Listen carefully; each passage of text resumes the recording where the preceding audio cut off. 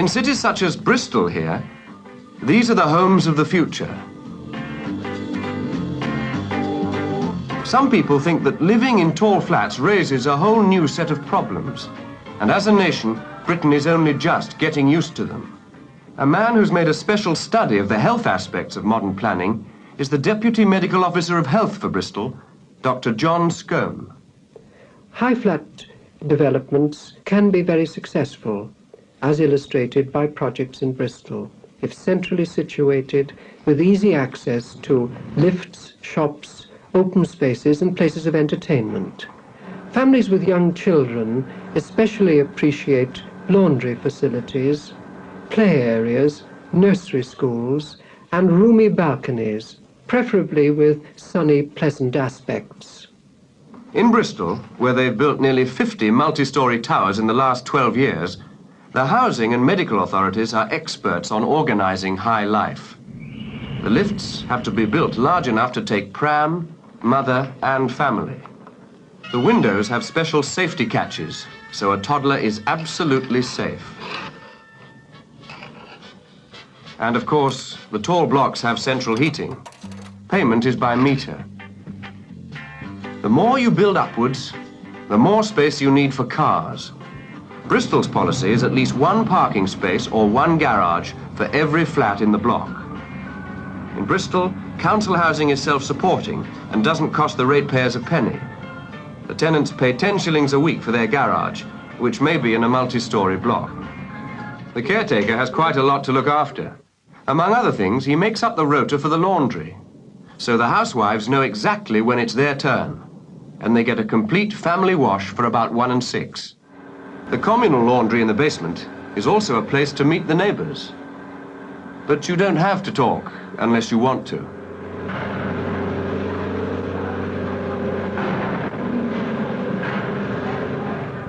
For the more elderly, there's a special community room where the Happy Hours Club can brew up a cup of tea and have a natter.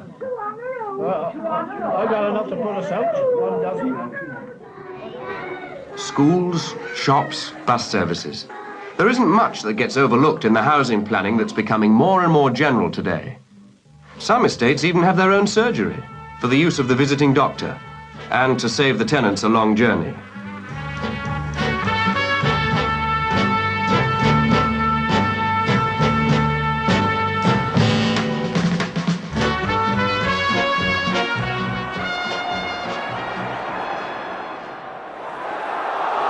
It's a fact that most people like the room with a view on the top floor once they get up there. Clive Baker does. But his wife has some reservations. I've got no complaints about living in this block of flats. In fact, I think it's very nice indeed. The only drawback I do find is waiting for the lifts, 5 or 6 minutes sometimes. Well, my main worry is that when Richard gets a little bit older, where's he going to play? We can't send a 3-year-old down 13 flights of stairs. They're just not trustworthy enough, are they? So I think we'll have to think about moving when he's about 2 or 3. It's cleaner high up, and the air's fresher. And there's less dusting to do. But one problem of the tall flats is loneliness. You don't meet people. So in Bristol, the authorities make it a policy to put the not-so-young as near the ground as possible, where they can watch the world go by and have a chat with a passing neighbour.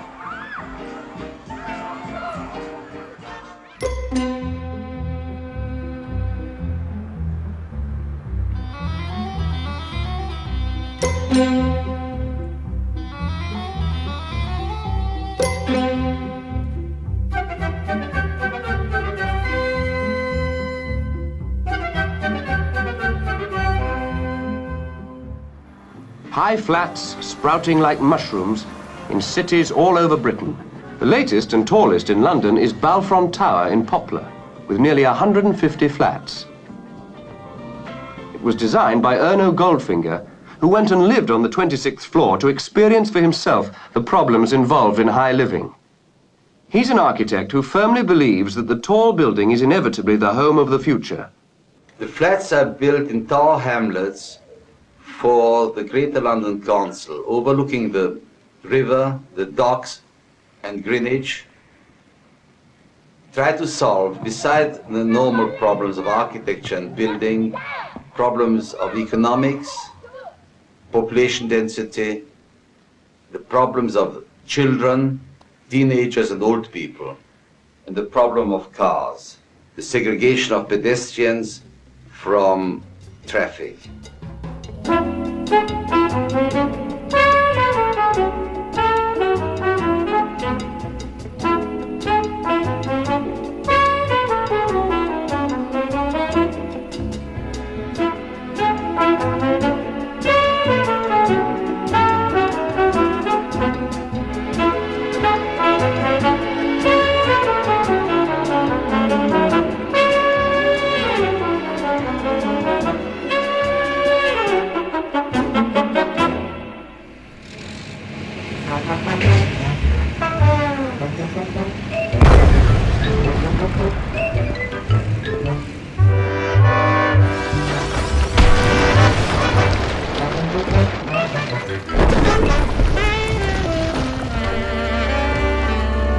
The old that is valuable is not always destroyed. This timber-framed Tudor house, complete with its occupant, stood in the path of a new inner bypass for Exeter.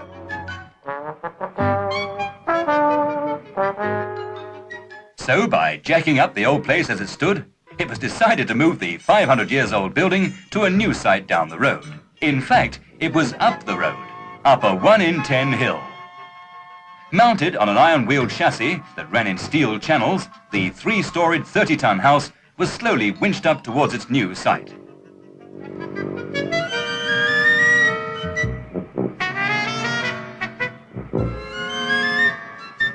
still intact, the house arrived.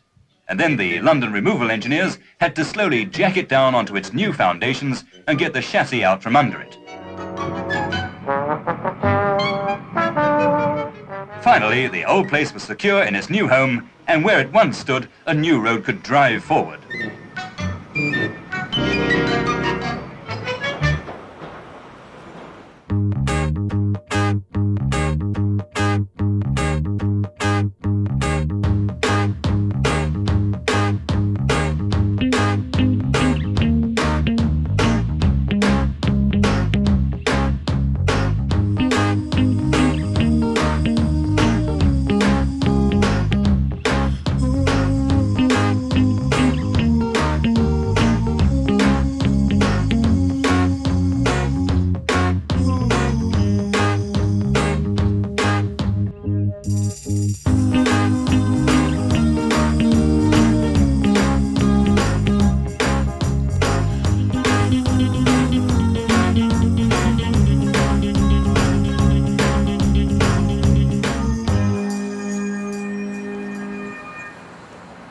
The Ravenscroft estate in Newham, and it's doubtful whether you could find anything better in the whole of Britain. When you look at life inside these homes, the old image of the council house gets a death blow. Years of research into the needs of the modern family went into these homes.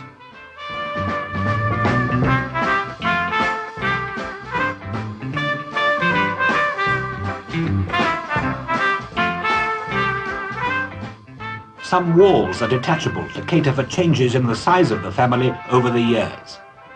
It's been finally understood that children and youngsters need somewhere apart from a bedroom to play and do homework, while parents get a bit of peace themselves.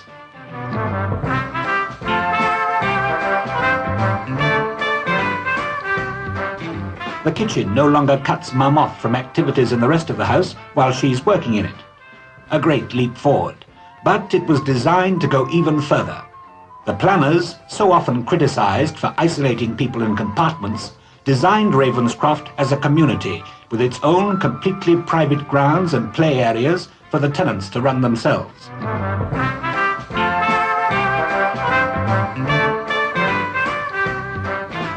A minority of children have turned the pleasant places into a wasteland, and now scarcely anyone uses it. They stay firmly behind the doors of their fine homes.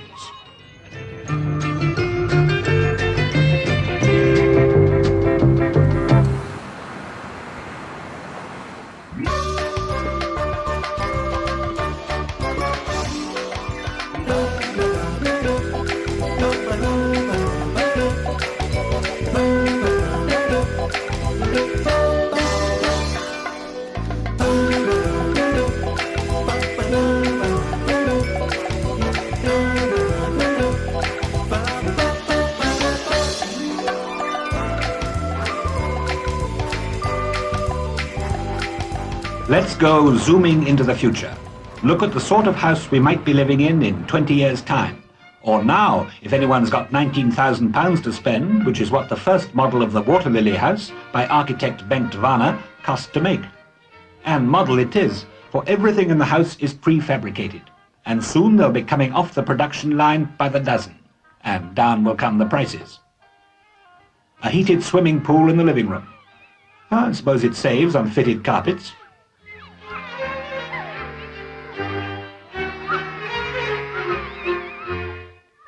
In summer, the whole glass roof opens and the living room becomes a patio open to the sky. In winter, you close it, lounge about in a swimsuit, and watch the storms raging in the sky above you.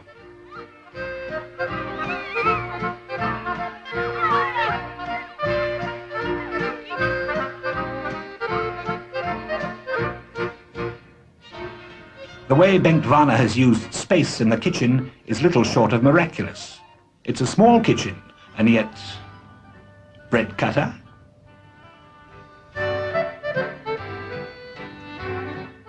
sink rubbish disposal, a built-in mixer board,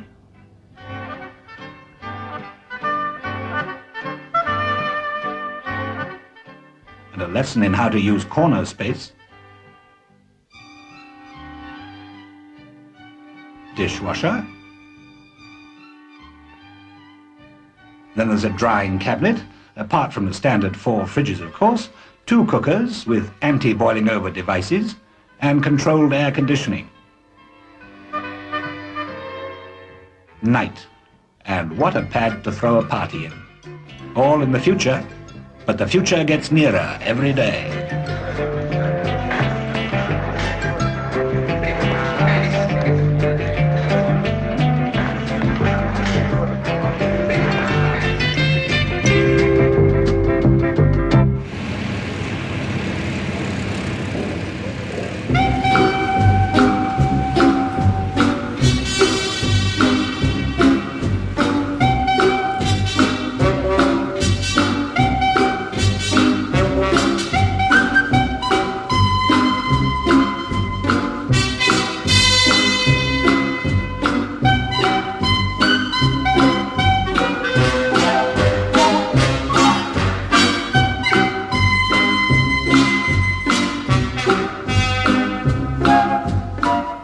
Britain's Building Research Station in Hertfordshire, new ways and techniques of construction are investigated.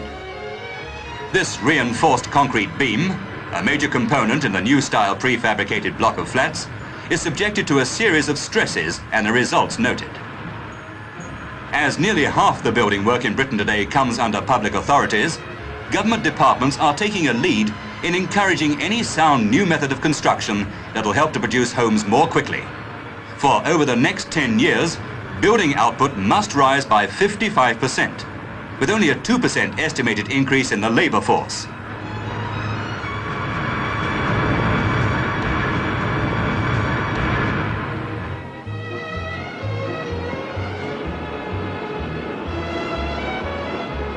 With official encouragement, industrialised building in Britain is forging ahead, and there are now 280 different systems.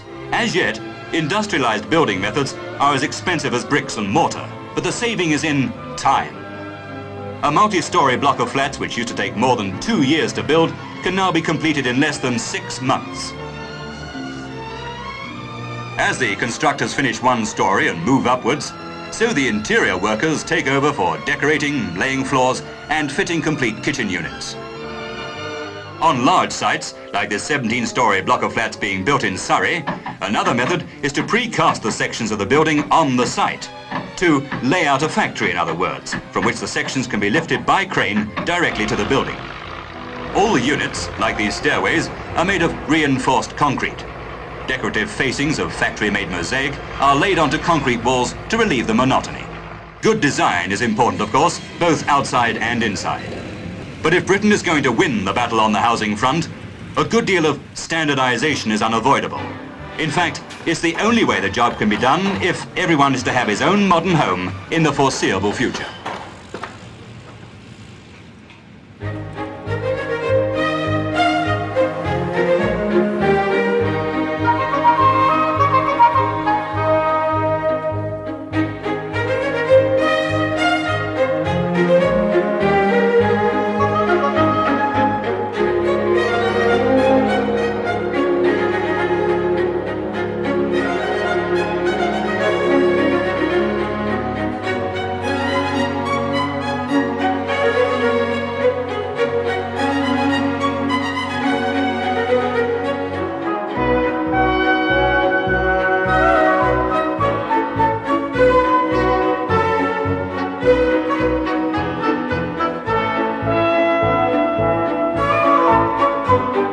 There are 50 new towns growing up in Britain.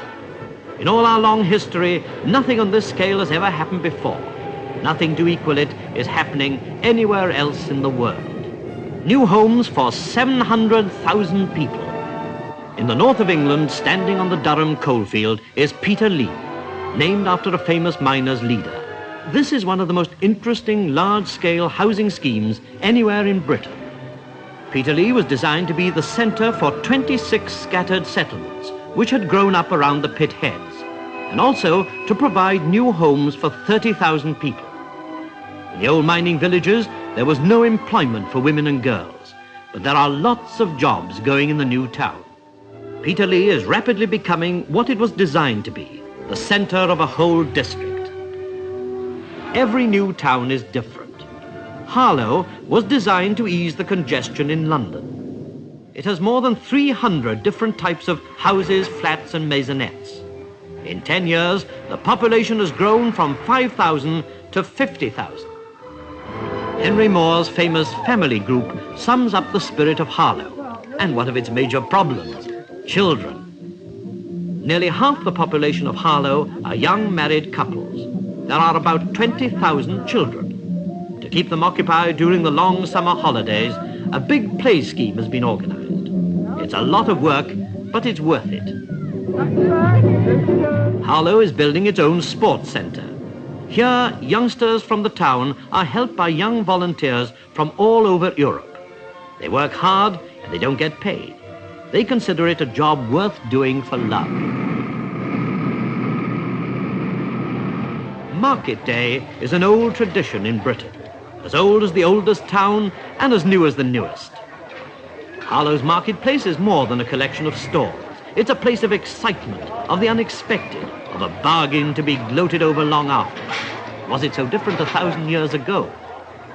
Perhaps here is one answer to what makes a town more than just a lot of houses. A town is also the people in it. They're meeting and mixing, they're jostling and laughing, their indignation and their pleasure.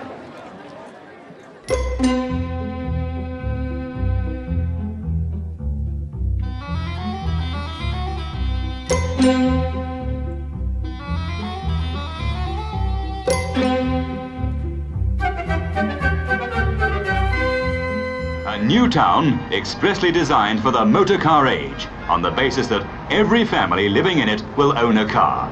A town where traffic is concentrated on motorway-type roads built for free flow and safety. A town of peaceful coexistence between motorist and pedestrian. It's Cumbernauld in Scotland, and its planners have found a way of getting over some of the problems of a car-owning community.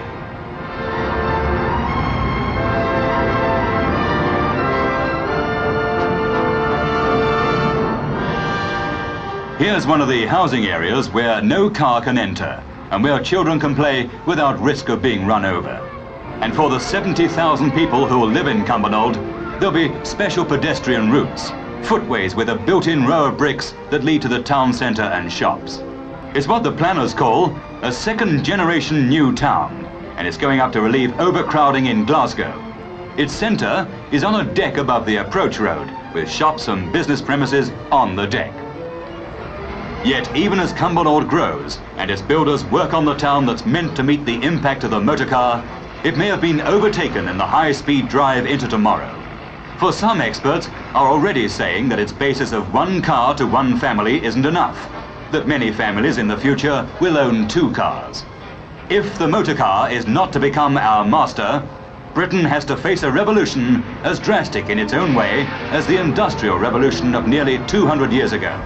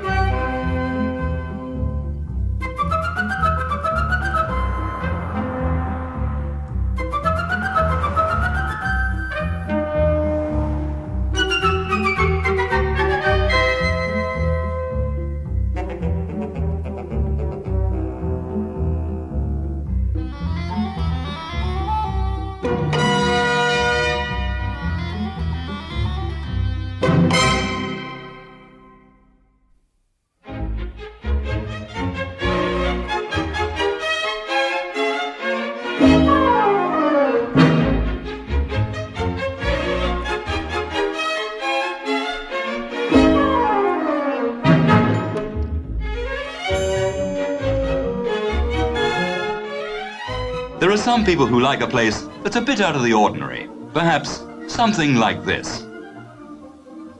Here's one for sale at Winterton-on-Sea in Norfolk. This lighthouse, built in 1840, was closed in 1921 because the build-up of the sand dunes took the sea a quarter of a mile away from it. Then it was turned into a home. Now, with a big bungalow built onto the back of it, it can be said to have every mod con. During World War II, the room at the top was used as a gun site. Today, it's been converted into a sunroom, a room with a very special view.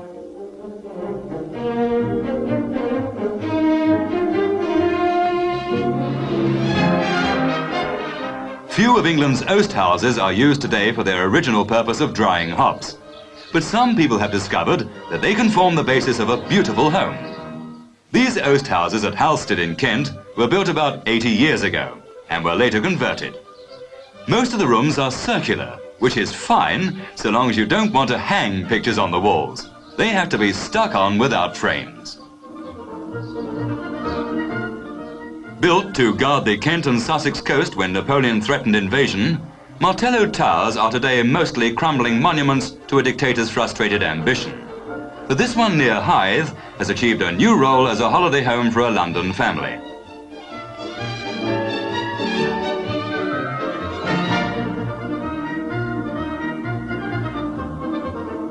Not far away, at St Margaret's Bay near Dover, a blockhouse was built for artillery use in 1910. Today, it too is a holiday house. The kitchen still has the lookout window. The sitting room window bay has been built onto the back of the house, and with walls nearly 2 feet thick, it's cool even in a hot summer. This house is a real do-it-yourself effort. It was designed and built at Highgate, London by architect Walter Siegel for him and his family to live in while their new permanent home was being built at the other end of the garden. Put together like a boy's construction set, the house is made of slabs of compressed wood chips.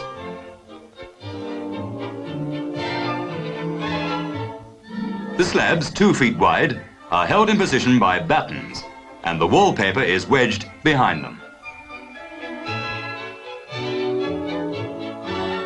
Sizes of rooms can be altered by moving the partitions. Though planned for temporary use, the house could have a life of about 40 years. It cost less than £900. The whole thing can be entirely dismantled in about 10 days.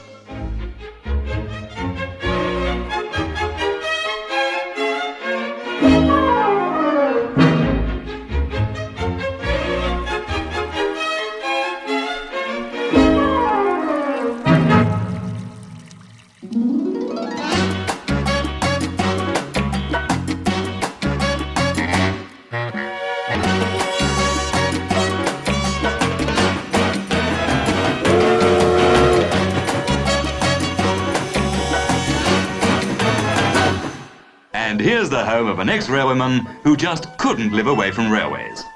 Just before he retired, signalman Alfred Barrett bought the disused station building at Little Kimble in Buckinghamshire and turned it into a home. Mr. and Mrs. Barrett still see trains every day, for Little Kimble is now officially a halt, and many stop there. The dining room was once the porter's rest room.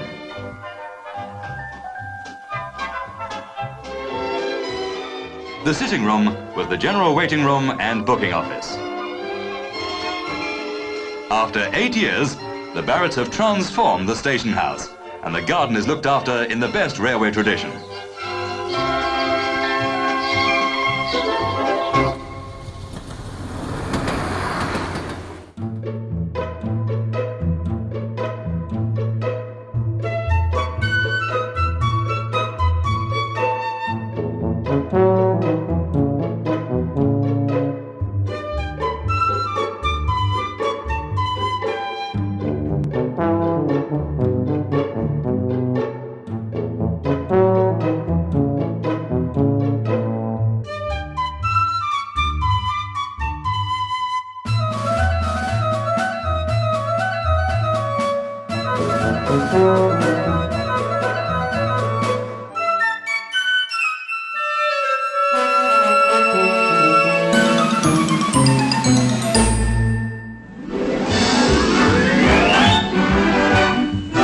Stay with us. Dan Snow explores the life and legacy of his famous ancestor, former Prime Minister Lloyd George, next on BBC4.